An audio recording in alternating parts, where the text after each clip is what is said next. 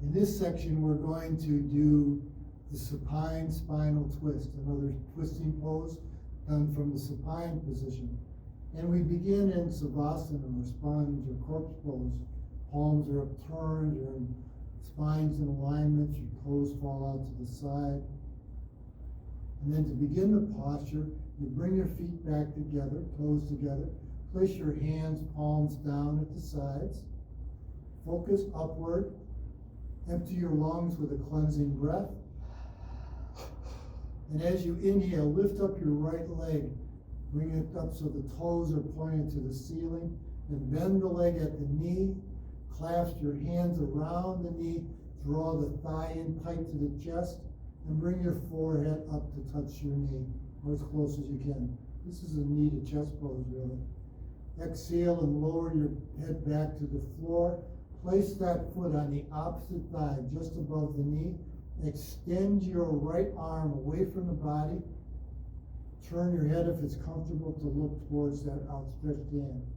Bring your other hand on the outside of the knee that's up. Inhale and hold.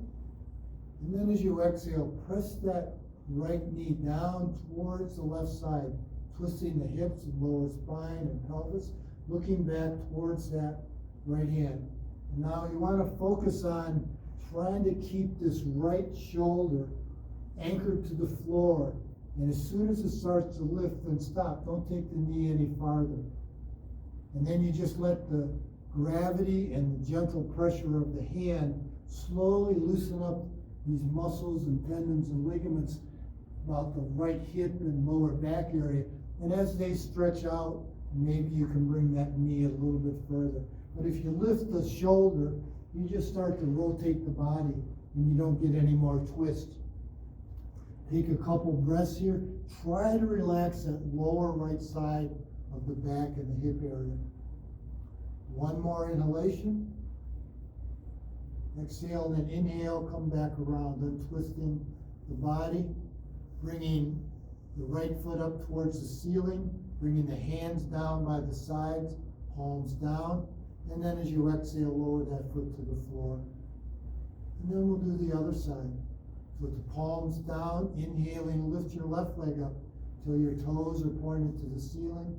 Bend the leg at the knee, clasp the hands around the knee, draw the thigh into the chest and bring the forehead up to try to touch the knee. Exhaling, lower the head back to the floor. Place that foot on the opposite thigh just above the knee.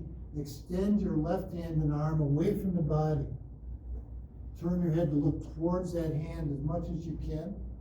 Put your other hand on the outside of the knee that's up. Inhale and hold. And as you exhale, push that knee down, twisting the hips, lower spine, and pelvis. Get a real good pelvic rotation here. Take that knee down as far as you can. Try to keep your left shoulder anchored to the floor. That's your key here. Only take the knee down as far as when that shoulder starts to lift, you're not really getting any more twist. You're rotating the body. So what you want to do is you want to keep the gentle pressure of the hand on the knee and gravity pushing down, and as these muscles and tendons and ligaments in the lower left side and hip area, they begin to relax and lengthen, maybe you can get the knee down a little bit more. Take a couple breaths as you relax that area. And then on your next inhalation, come back around, untwisting the body, hands down at the sides, straighten that left leg till your toes are pointed to the ceiling. And as you exhale, lower that foot back down to the floor. And then turn the palms over. Let your toes fall out to the sides so you come back into savasana or corpse or sponge pose. Try to relax and feel the energy. The spinal twist, particularly this version, begins to push that energy up the spine, the kundalini as we call it, and it really ends up emphasizing the heart area. So it opens up the heart chakra, develops compassion, understanding. It also is really good for the lower part of the spine. Gives you a little bit more movement, rotating your pelvis and lower spine than we get into seated poses. So you get that energy moving up from the bottom of the spine, up into the heart chakra, even beyond if you pull it up with your concentration. Squeezes all the glands and organs on both sides of the body. They're stretched when you go in one direction, and they're compressed, squeezed, stimulated, massaged, cleansed when you go the other way. And that is the supine spinal twist.